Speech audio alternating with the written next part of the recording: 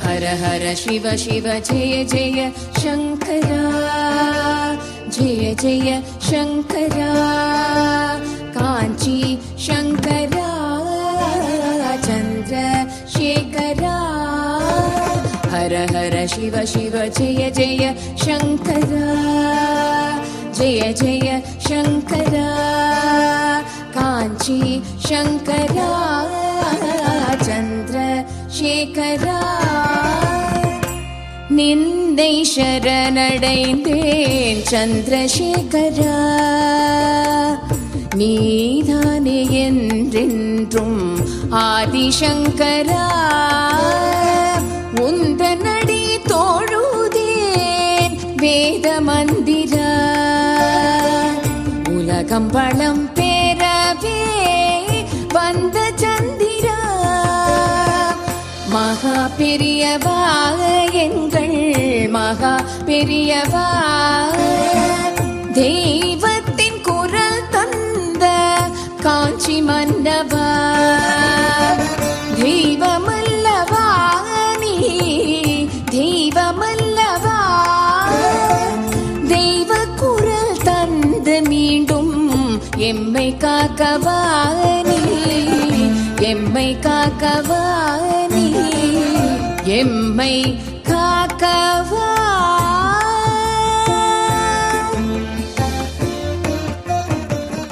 பெரியவா சொல்றா, சித்தி ஒரு கோயில் கட்டுக்காங்க, அந்த கோயில போய் பார்த்துட்டு வரலாம் அப்படின்னு சொல்றா பெரியவா. சிறுத்தி இல்லை ஆகுல, சிறுத்தியோட ஒய்ஃபு தான் அப்போ இருக்கா. அவன் மாலி சின்ன பையன், அவனுக்கு ஒரு துண்டை கட்டிக்கிட்டு வாசலில் இது பூர்ணம் கும்பம் வச்சுன்னு இருக்கான். பெரியவா தன் கடத்துல இந்த மத கடம் இருக்கு இல்லையா, அது தீர்த்தம் எப்பவுமே இருக்கும். இந்த 2 மூக்கு இருக்கிறதுனால அதை உபயோகப்படுத்திக்கலான்னு இருக்கு. அதெல்லாம் பெரியவா உபயோகப்படுத்துறதே எல்லாம் மரம் தான். அதனால அந்த தீர்த்தத்தை எடுத்து அந்த இதெல்லாம் புரோட்சணம் பண்ணிட்டு சிறுத்தி வந்தான்னா, நீ கட்டின கோயிலுக்கு கும்பாபிஷேகம் ஆகிட்டுன்னு சொல்லுங்க அப்படின்னு சொல்லிட்டு இருப்பாங்க.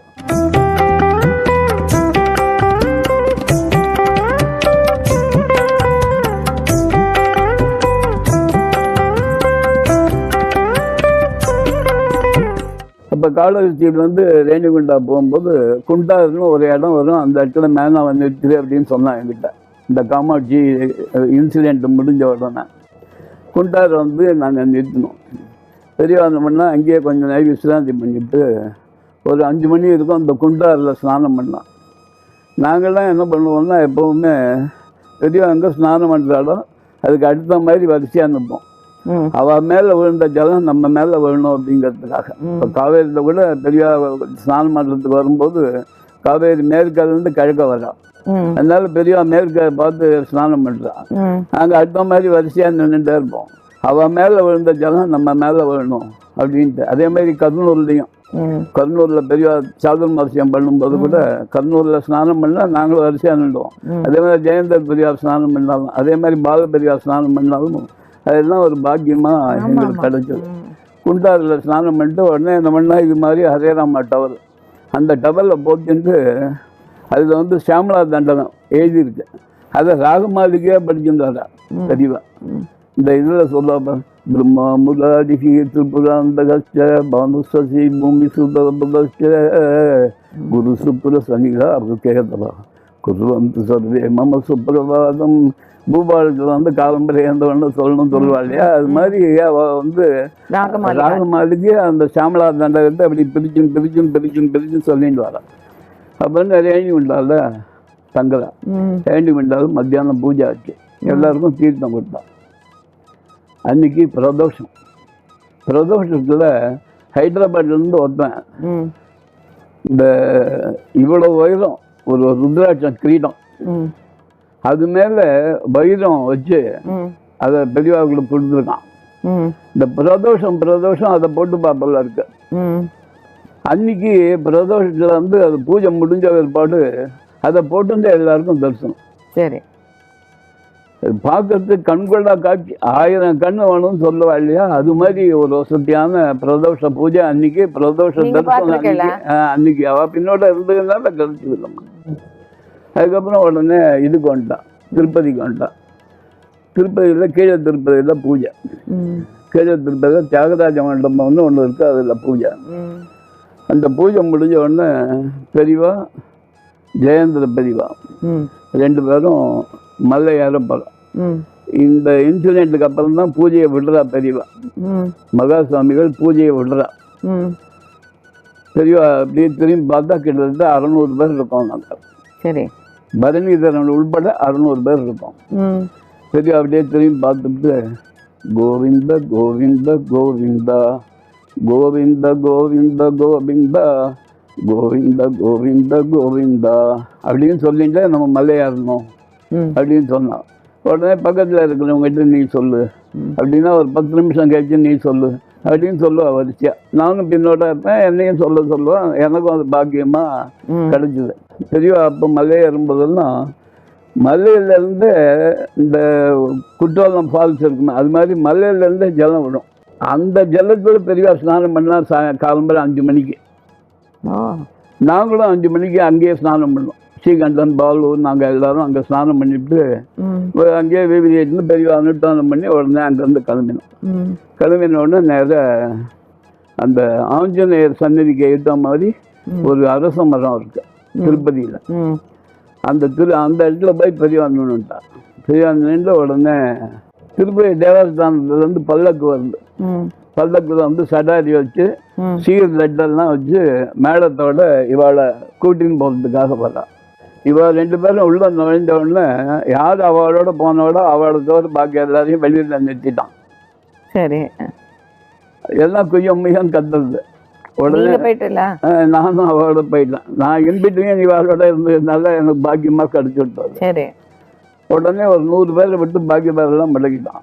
அப்புறம் ஜெயந்தர் பெரியவா தான் சொன்னான், எல்லாரும் ஒன்றா உள்ள போனால் சௌரியமாக தரிசனம் பண்ண முடியாது, உங்களை இந்த வழியிலே விட சொல்கிறேன் அப்படின்ட்டு கியூ இன்ஸ்பெக்டர்கிட்ட சொல்லி இந்த வழியிலே விடணும்பா அப்படின்னு சொன்னான். சரின்ட்டான். அவனும் அவளை நின்றுட்டு இருக்காங்க. அங்கே போன உடனே கொடிமரத்துக்கு பக்கத்தில் ஒரு 50 பேரை நிறுத்திட்டான்.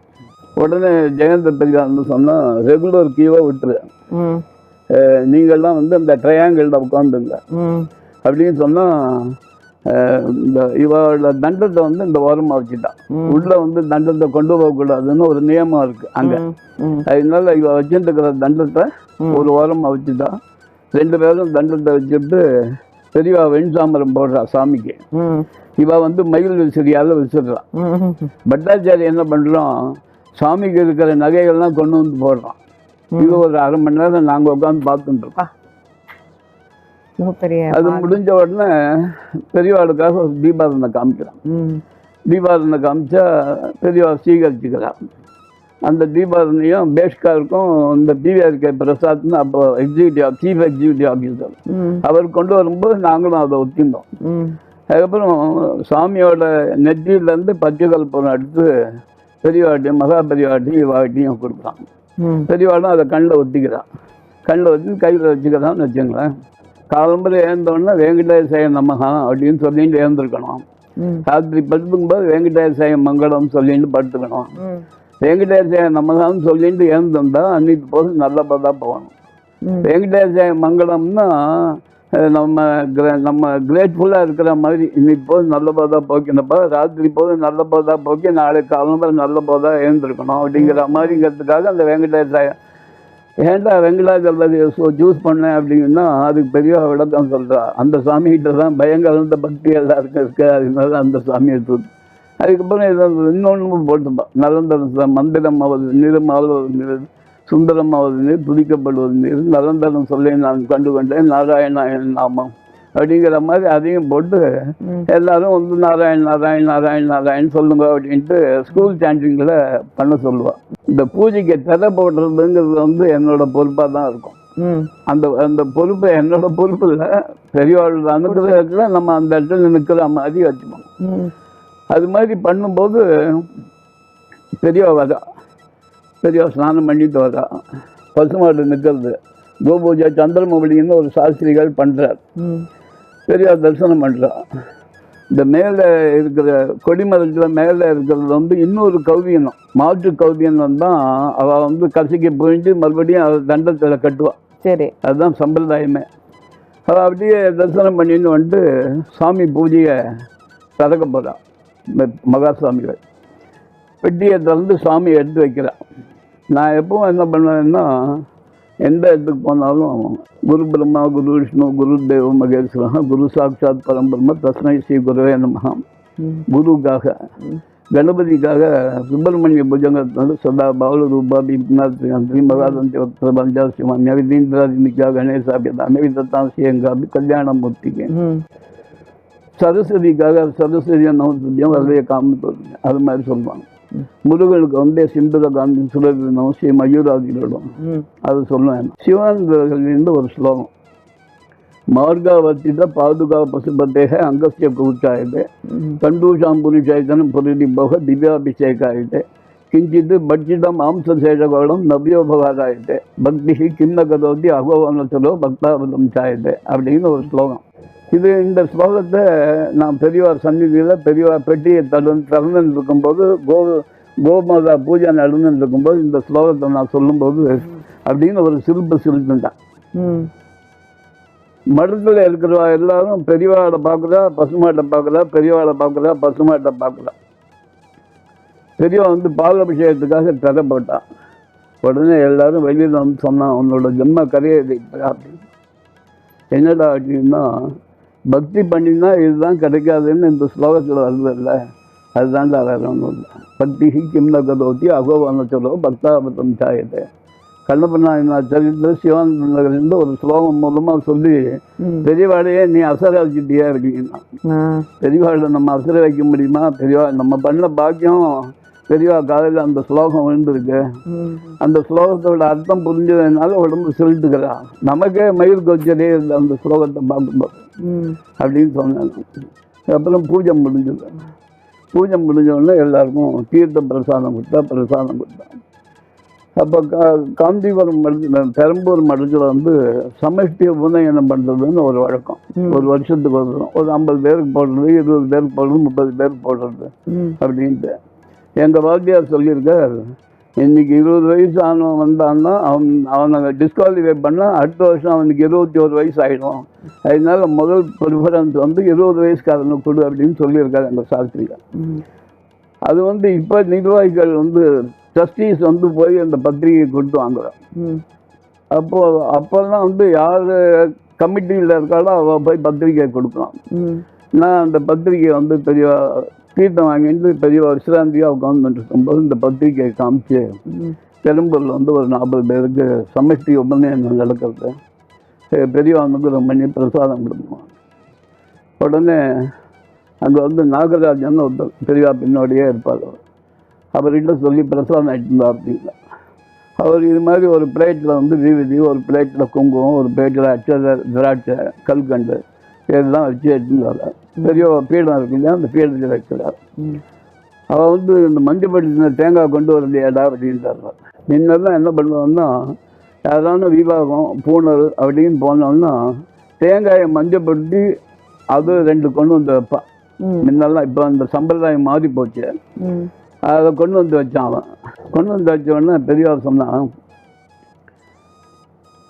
இந்த தேங்காய் வந்து கொப்பரை தேங்காய், இதை ஹைதராபாத்தில் வந்து ஒருத்தன் நமக்கு அனுப்பிட்டு இருந்தான்.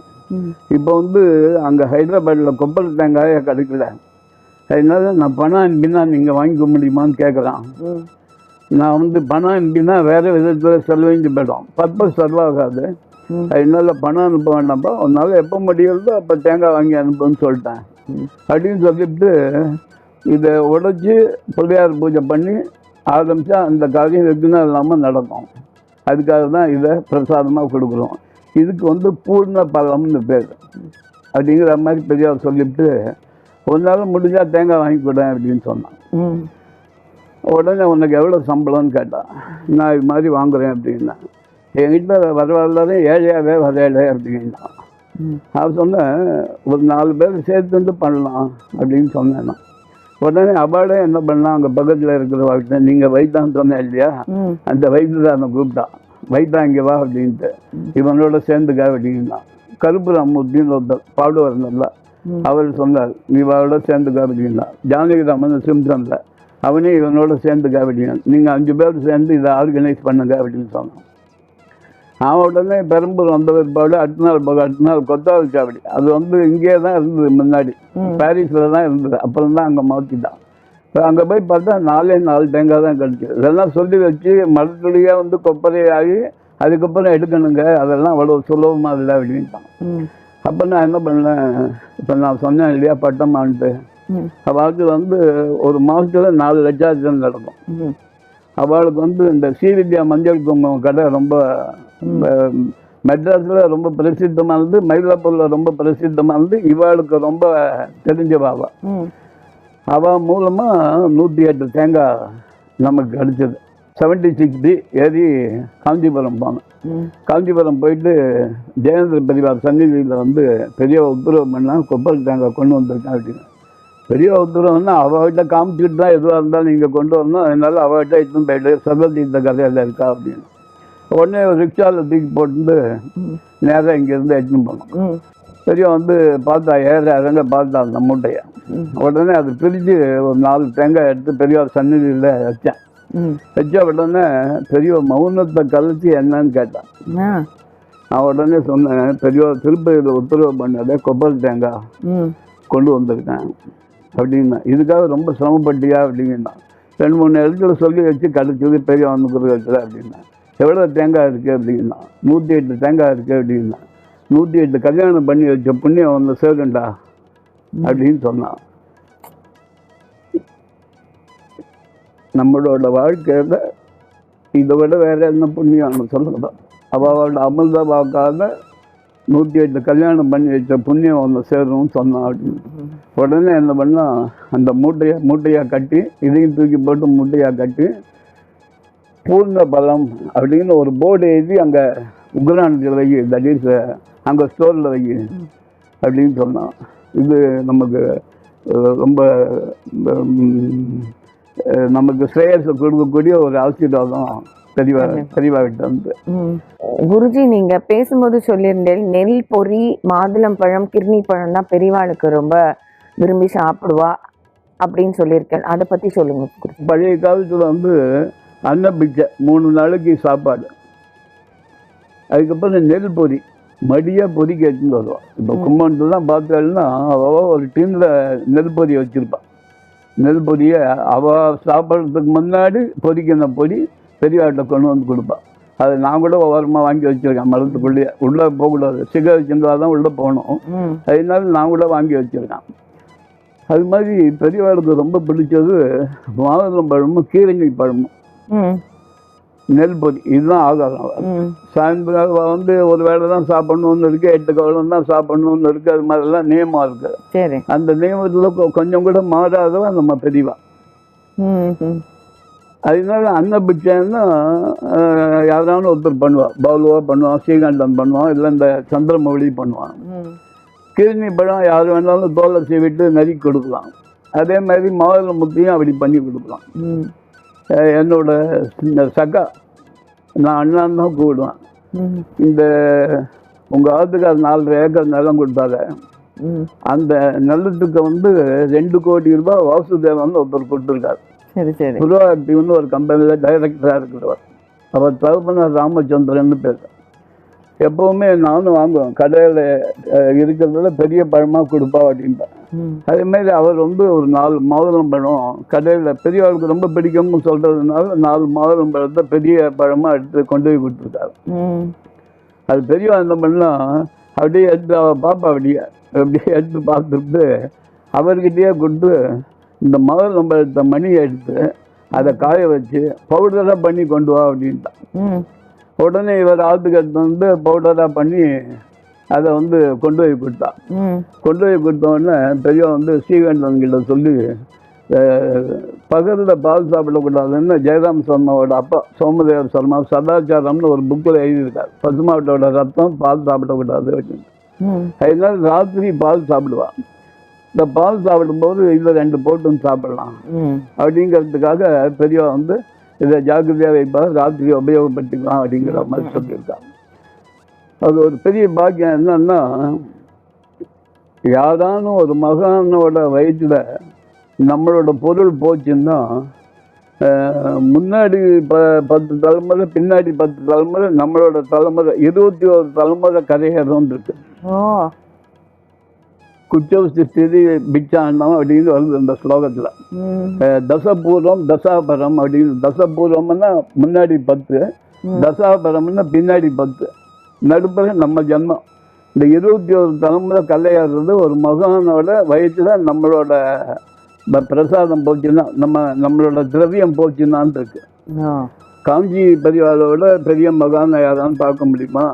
ஏழ்மையான ஒரு பெண்ணுக்கு வந்து கனகதார சோஸ்திரமும் அன்னபூர்ணாஷ்டகமும் படின்னு சொல்லி பெரியவா சொன்னான்னு சொன்னேன். அந்த இன்சிடென்ட் பற்றி கொஞ்சம் சொல்லுங்க மாமா.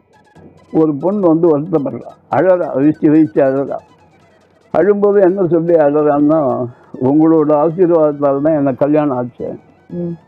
ஆனால் எங்கள் ஆத்துக்கார் சம்பாதிக்கிறது அவருக்கும் அவள் அம்மாவுக்கும் தான் காண்றது. நான் பட்டினி தான் கிடக்கிறேன். அது மாதிரி இருக்கலாமா? நீங்கள் உங்கள் ஆசீர்வாதத்தில் அது மாதிரி இருக்கக்கூடாது அப்படின்னு வருத்தப்படுறான். பாட்டுக்கு அழுதுக்கா பெரிய மற்றவர்களுக்கு தரிசனம் கொடுத்துருக்கா. அப்புறம் ஸ்ரீகண்டனை கூப்பிட்டு, இந்த பொண்ணு எதுக்காக அழுதான்னு விசாரின்னு பக்கத்தில் வர. இது மாதிரி சொல்கிறான் அந்த பொண்ணு.